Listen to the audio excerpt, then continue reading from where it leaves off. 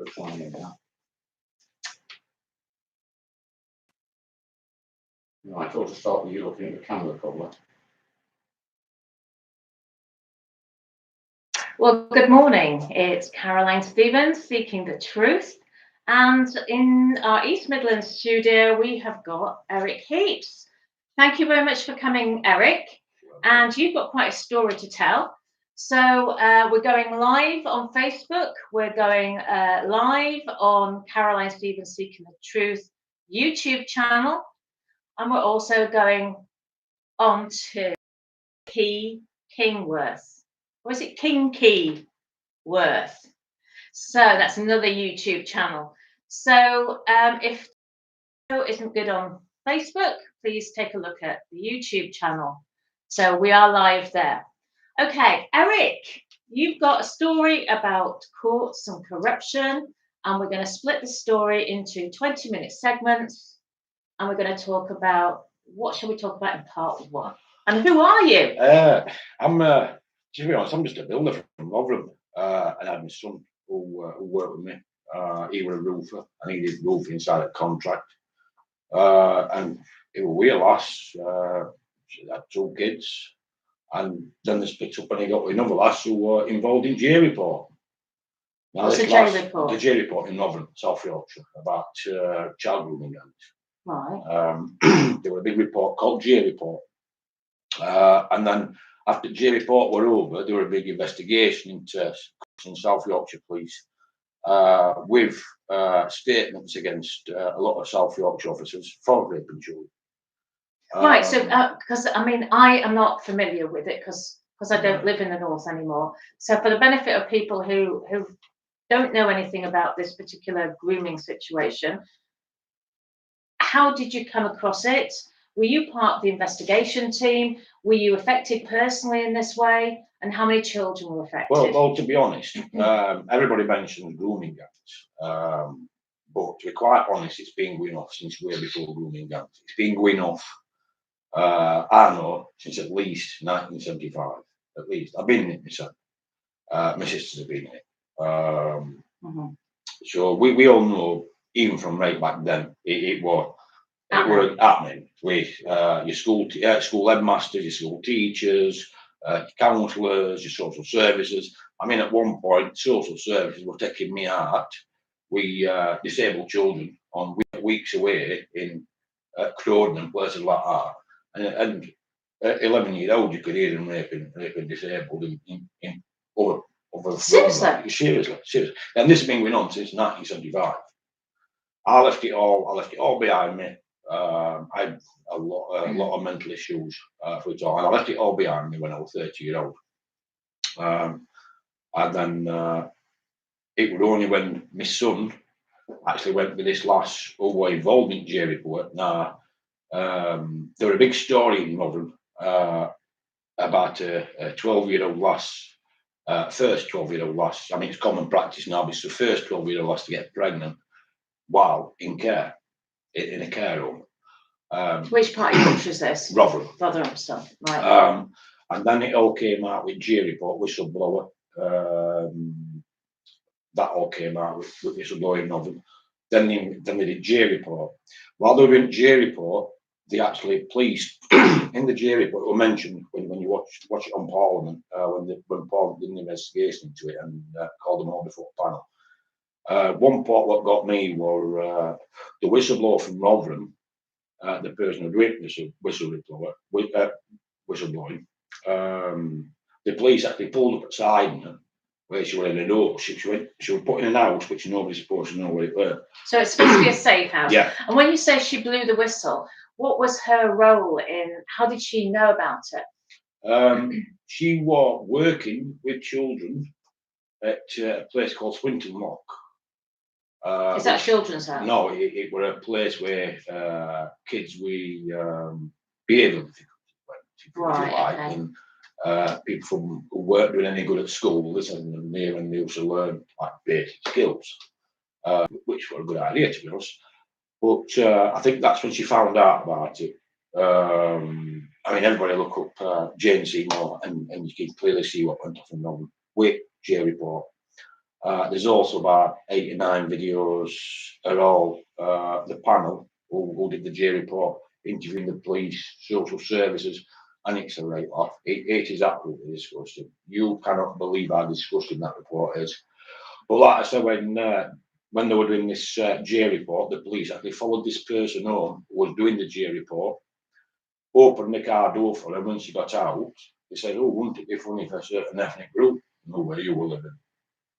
So then they tried, I think, 3 more people. I think they tried 3 more people to take on the G report, and everybody who did it, at £1 million in wages, packed it in within the first month. So that tells you who's going to pack a job in for £1 million worth of wages, and they all left in 3 months.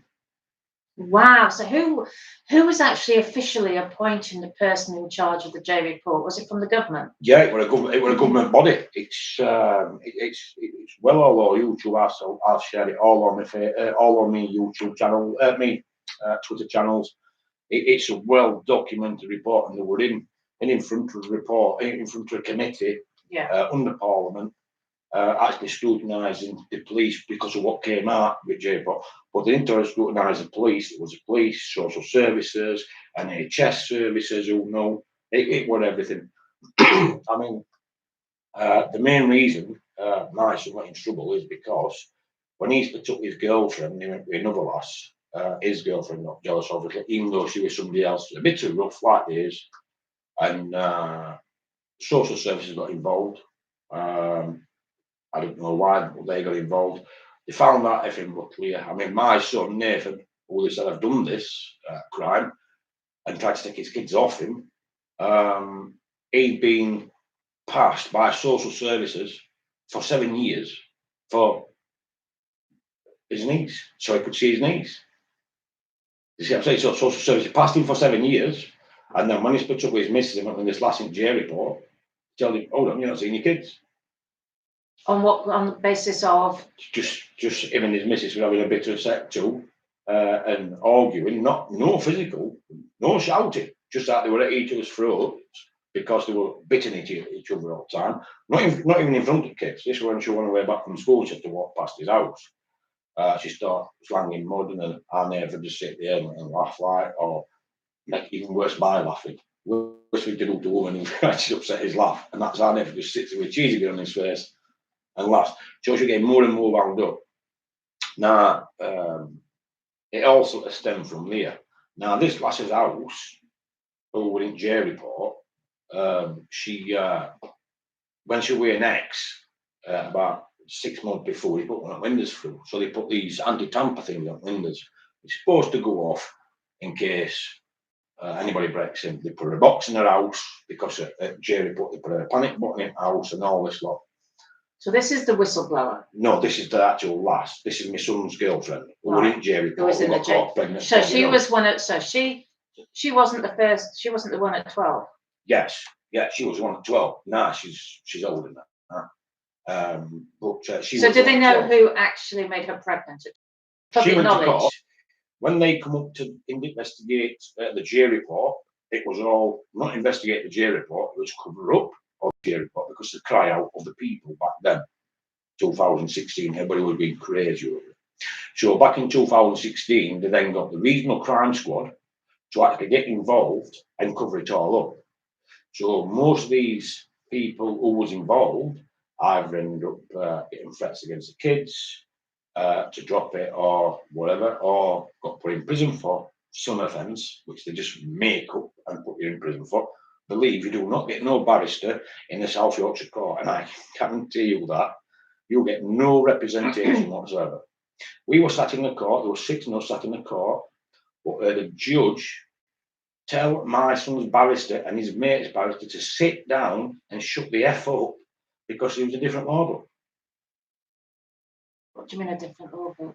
Exactly, a different law book. Lisbon Treaty. There's a part in Lisbon Treaty, if you look at Lisbon Treaty, and it clearly states that any court can be taken over, or any court proceedings can be taken over if it goes against the EU in any way. Well, child trafficking does go against EU. It's their biggest business. So that's why they take over the courts. That's why these people who are getting raped and these victims who are getting raped have got no stance. because we're not under our English law. We're That's under the true. Lisbon Treaty. We were under the EU Constitution since the 1st of December 2009, and that's why Tony Blair and co Yeah. put the Supreme Court into place. People don't want to believe that that little sentence in that Lisbon Treaty has so much effect on the people in Britain, and it does, because they clearly got no rights against immigration, because you're going against EU policy, and when you go against EU policy, that section of that Lisbon Treaty comes in, and they can take over the court. And that's all it is. Well, people don't realise No. that most of the Lisbon Treaty has actually been fulfilled already. Yeah. Yeah. So, I mean, I was at, just to digress, I was at the Tory Party conference yesterday, went to a fringe event yesterday evening, and Jacob Rees-Mogg and a couple of other his contemporaries were alongside him on the platform, and I raised the issue of free movement and global courts under these trade deals and free movement with Kansas. And they don't want to know. They No. just don't want to know, because they're all part of the plan. So, you know, it's so frustrating seeing people say on Facebook, oh, you know, John Bercow is being ousted by somebody else. What does it make? What does it matter? None. It really doesn't, you know. They're going to do whatever they want to do. They're going anyway. to do whatever they want Regardless, to do. I mean, they've already proved that. I mean, what gets me is all these Remainers and all these people out there what say, yeah, let's stop and let's be democratic about it. Hold on. I thought democratic was letting them all win. Not be like a little. They remind me of school children. They remind me of school children. You know, like when you win a game, I'm taking my ball back in. And that's it. If it don't go their way, they're taking ball in. And they're standing trying to tell us, or we're actually agreeing that, yeah, it's a democracy. We won. We're the executive if you're the one. Play a game. Don't go out screaming and shouting at everybody because you spat dummy out because you've lost. Childish. Such childish antics. So going back to the Lisbon Treaty then, so this really has impacted on your own son's... Everybody's life in ways they would not believe. I mean, I've just shown you videos and pictures of a car I had. Now, when my son first got arrested for this offence, so basically you bought a car. yeah, I bought And it was an Audi TT 05. It wasn't a Shell, a complete car. Now, because of what car it were, 190 limited edition, which they only made a certain amount, I bought this car. Had it all stripped down, which you've seen, and all repainted, and it was immaculate when it came out of it. 3 months later, it was run off the road by a hire car. Nobody knows what hire car were. The police didn't even go and get the video from the lorry, what caught it all on camera. Now, my car was pushed down I had to swerve out there, down a banking. They paid me £80 for an 05 Audi TT 190 limited edition, full surface history, fully restored, and English. And it was at 7,000. And how many man hours would you have put in with that? Well, I took all engine out, stripped all that about 2.5 weeks. Put all the injectors in, put loads of money into it. My mate painted all shell and all the car. That cost me £2,000 on its own, just for spray job because of what paint it were. So how did your insurance company? How did they actually explain why it was only worth £80? They didn't. I've got a letter here. They didn't.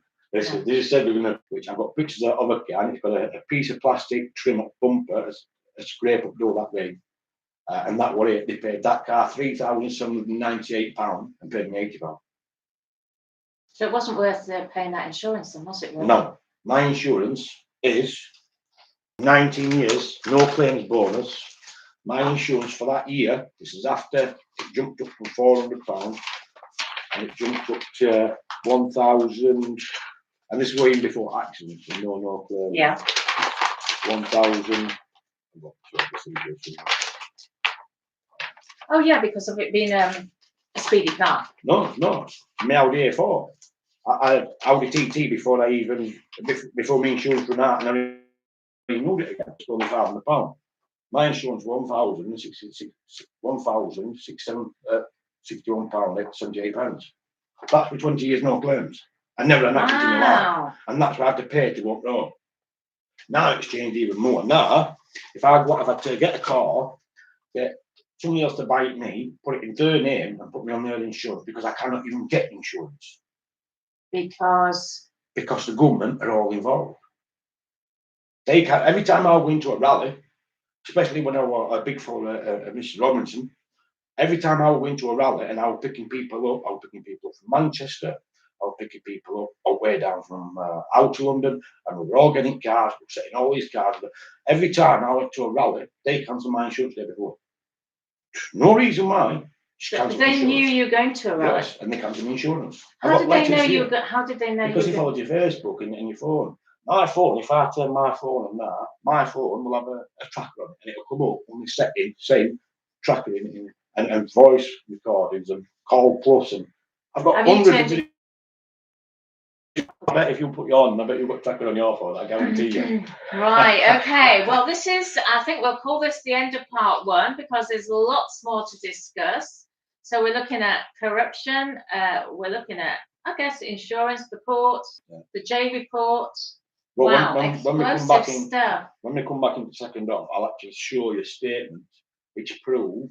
I'll tell you about my son and how we got in trouble, and I'll actually show you statements from the lass who made the statement saying she lied on the 17th of March last year, and my son is still in prison. Right, Eric, thank you so much. And that's the end of part 1. Caroline Stevens, Seeking the Truth. And this is Eric Heaps in our studios in the East Midlands. But I guess the authorities know exactly where we are at the moment. Anyway, look forward to seeing you in part 2. We should be live shortly if we're not taken off the air. Thanks for watching. See you soon. Bye. Yeah.